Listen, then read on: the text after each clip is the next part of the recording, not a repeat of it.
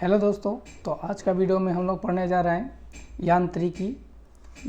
यांत्रिकी मैकेनिक्स। तो कहने का मतलब कि जो भी इस टॉपिक से एग्ज़ाम में पूछी जाती है, जैसे कि रेलवे हो गया, रेलवे में एनटीपीसी हो गया, क्या कह सकते हैं ग्रुप डी हो गया, एमटीएस हो गया, एसएससी एमटीएस हो गया, जो भी ये सब एग्जाम में आपका क्वेश्चन यांत्रिकी से पूछा जाता है, उस क्वेश्चन को आज हम लोग कवर करेंगे। ठीक है, तो चलते हैं बिना देर किए हुए क्वेश्चन नंबर फर्स्ट पे। क्वेश्चन नंबर फर्स्ट का आपका क्या कह रहा है, क्वेश्चन क्या कह रहा है कि कार्य का मात्रक है, कार्य का मात्रक है। तो कार्य का मात्रक जूल होती है या न्यूटन होती है या वाट होती है या डाइन होती है। तो कार्य का ऐसा मात्रा क्या होती है, जूल होती है। ठीक है, अब न्यूटन किसका होता है, तो बल का। वाट किसका हो जाता है, तो शक्ति की वाट होती है। चलिए अब चलते हैं नेक्स्ट क्वेश्चन पे। नेक्स्ट क्वेश्चन आपका क्या कर रहा है कि प्रकाश वर्ष किसकी इकाई है। तो प्रकाश वर्ष किसकी इकाई है, दूरी की, प्रकाश की, धारा की या समय की। तो आपको बता दें कि जो प्रकाश वर्ष जो इकाई है किसकी है, दूरी की इकाई है। ठीक है, उसके बाद में प्रकाश तो किसी की होती नहीं है, धारा हो जाएगा, धारा का ऐसा मात्रा को क्या हो जाएगा, एम्पेयर हो जाएगा। अब बात किया जाए समय, तो समय का सेकेंड हो जाएगी। ठीक है, चलिए नेक्स्ट क्वेश्चन पे चलते हैं। तीसरा नंबर क्वेश्चन आपका क्या कह रहा है, तीसरा नंबर क्वेश्चन कह रहा है कि बल की यूनिट क्या है। तो बल की यूनिट क्या है, वोल्ट, न्यूटन, केल्विन या पास्कल। तो बल का अभी बताया कि बल का ऐसा मात्रा क्या होती है, न्यूटन होती है। बोल्ट किसका होता है, विभवांतर का बोल्ट होता है, विभव का बोल्ट, दोनों का बोल्ट होती है। केल्विन किसका हो जाएगा, तो ताप का केल्विन हो जाएगा। पास्कल किसका होती है, तो दाब का हो जाएगा। ठीक है, दाब का हो जाएगा। ठीक है, चलिए नेक्स्ट क्वेश्चन। तो इसका राइट आंसर क्या हो जाएगा, बी नंबर हो जाएगा। चौथा नंबर क्वेश्चन पे चलते हैं। तो चौथा नंबर क्वेश्चन आपका क्या कह रहा है कि निम्नलिखित में से समय मात्रक नहीं है, मतलब निम्नलिखित में से किसका समय मात्रक नहीं है। तो आपका देख लेते हैं, आपका हो जाएगा चंद्रमाह, अधिमाह, प्रकाश वर्ष या इनमें से कोई नहीं। तो किस प्रकाश वर्ष क्या अभी बताया कि प्रकाश वर्ष जो किसका होती है, दूरी का होता है। तो प्रकाश वर्ष राइट आंसर हो जाएगा। ठीक है, इसका मतलब कि राइट आंसर 4 का डी नंबर, सी नंबर हो जाएगा। नेक्स्ट क्वेश्चन पे चलते हैं। नेक्स्ट क्वेश्चन का रहा है कि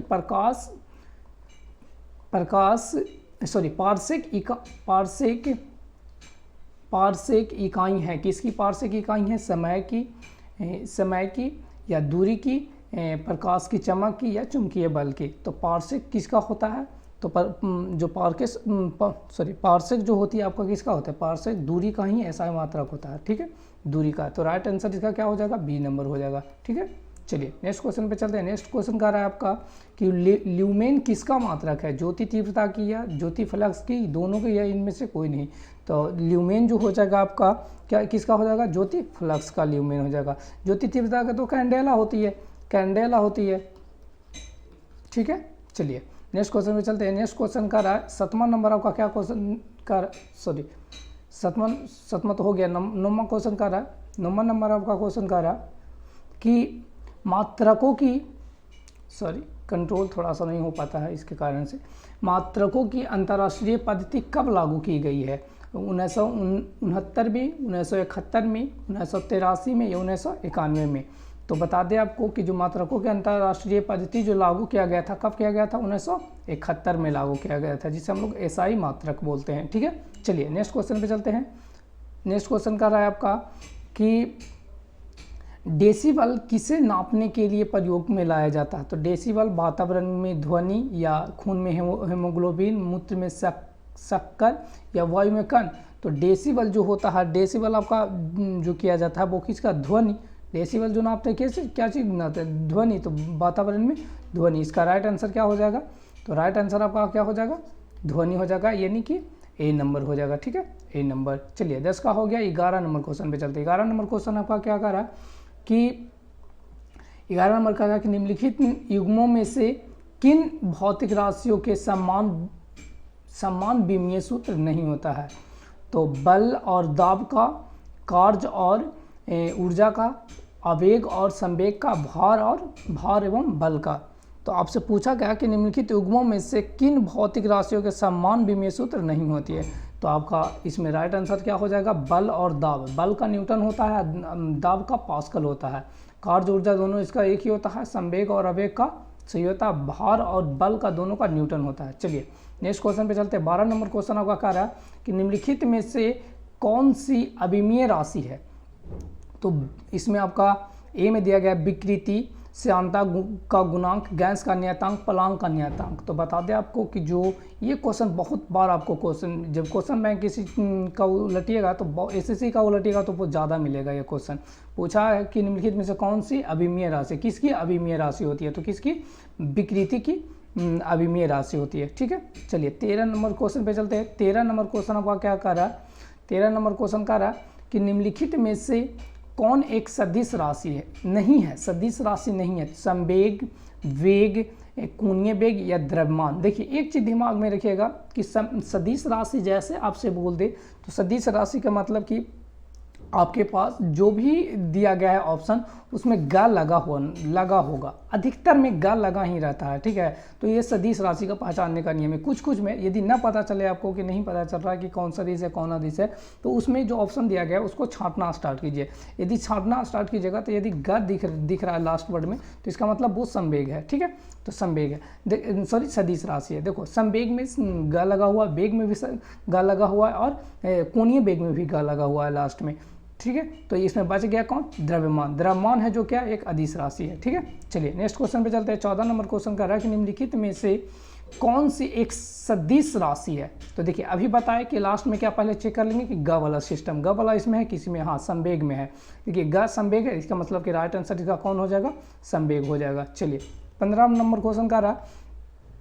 15 नंबर क्वेश्चन आपका क्या कह रहा है कि पदार्थ के संवेग और वेग के अनुपात से कौन सी भौतिक राशि प्राप्त की जाती है, वेग, त्वरण, द्रव्यमान या बल।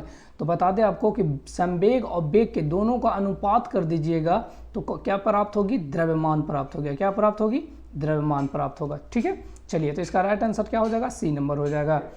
16 नंबर क्वेश्चन कह रहा कि यदि किसी चलती हुई वस्तु के वेग को 2 गुना कर दिया जाए तो उसका भार 2 गुना हो जाएगा, गतिज ऊर्जा 2 गुना हो जाएगा, त्वरण 2 गुना हो जाता है या गतिज ऊर्जा 4 गुना हो जाता है। तो बता दें आपको कि यदि किसी वस्तु को आप, चलती हुई वस्तु को यदि आप उसका वेग में 2 गुना कर देते हैं तो क्या हो जाएगा आपका, उसका गतिज ऊर्जा 4 गुनी हो जाती है। ठीक है, क्या हो जाएगी, गतिज ऊर्जा उसकी 4 गुनी हो जाएगी, यानी कि राइट आंसर क्या हो जाएगा, डी नंबर, 16 का डी नंबर हो जाएगा। 17 नंबर क्वेश्चन आपका क्या कह रहा है कि बल की परिभाषा आती है, बल की परिभाषा किससे आती है, न्यूटन के प्रथम गति के नियम से या गति के द्वितीय नियम से, गति के तृतीय नियम से या गुरुत्वाकर्षण के नियम। देखिए गति के पहला नियम, द्वितीय नियम, तृतीय नियम दिया गया है, इसका मतलब कि किसका दिया गया है, यहाँ पे आपको न्यूटन की बात किया गया है, न्यूटन की बात किया गया है। ठीक है, तो न्यूटन का प्रथम नियम से दिया गया है या द्वितीय नियम से दिया गया है या तृतीय नियम से दिया गया, गुरुत्वाकर्षण का नियम से दिया गया है।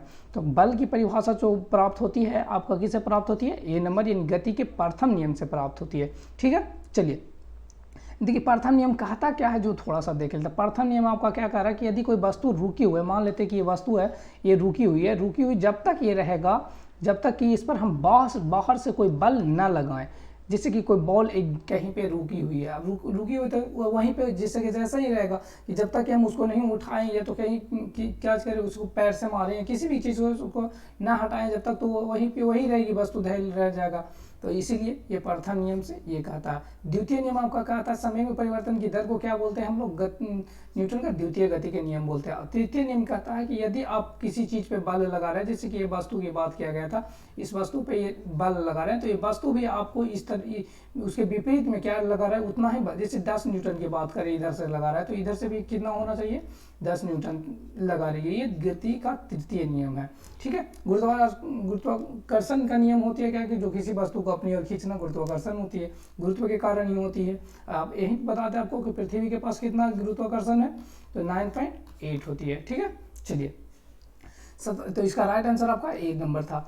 18 नंबर क्वेश्चन कर रहा है कि न्यूटन के पहले नियम को भी कहते हैं अघूर्ण का नियम, जड़त्व का नियम, ऊर्जा का नियम या संवेग का नियम। देखो न्यूटन का जो प्रथम नियम है उस नियम को हम लोग जड़त्व का नियम बोलते हैं। कौन से नियम बोलते हैं, जड़त्व का नियम बोलते हैं। इसका मतलब राइट आंसर बी नंबर हो जाएगा। अब देखते हैं 19 नंबर क्वेश्चन नंबर 19 पे। 19 नंबर क्वेश्चन का क्या कह रहा है कि रॉकेट के सिद्धांत पर कार्य करता है आर्किमिडीज का सिद्धांत, न्यूटन के प्रथम गति का नियम, या न्यूटन का द्वितीय नियम या न्यूटन का तृतीय नियम। तो रॉकेट का जो सिद्धांत, रॉकेट जो होती है, रॉकेट जो काम करती है वो किसके अनुसार से करता है, तो वो करती है आपका गति का तृतीय नियम, न्यूटन के तृतीय गति नियम। देखिए ये जो होती है ये इसके पास खाली स्थान रहता है, ये इसके पास, यहाँ से फ्यूल जो जब जलाया जाता है तो क्या होती है, जो छोड़कर यहाँ से ये जो यहाँ इधर विपरीत की ओर क्या होती है, धुआं जो होती है, धुआं नीचे की ओर प्रेशर बनाता है और ये ऊपर की ओर ये बाहर निकल जाता है, कौन, रॉकेट निकलता है। तो इसका मतलब एक दूसरे के विपरीत लगाता होगा, पृथ्वी की ओर तो बल लगाता होगा तभी तो ये ऊपर की ओर जा रही है।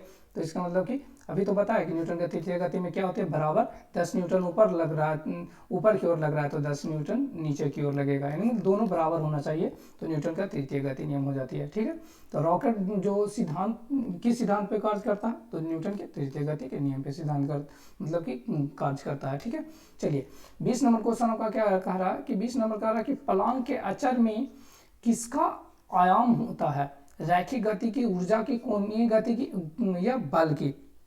तो बता दें कि आपको प्लांक के अचर में जो आयाम होती है किसका होती है, जो कोणीय गति की होती है। ठीक है, तो ये था आपका 20 क्वेश्चन जो बहुत ज़्यादा आपको यांत्रिकी से उठाया जाता है, बार बार क्वेश्चन ये सब आपको जनरल कंपटीशन में मिल जाएगा। तो थैंक्स फॉर वॉचिंग यहाँ तक, तो फिर मिलते हैं नेक्स्ट वीडियो में।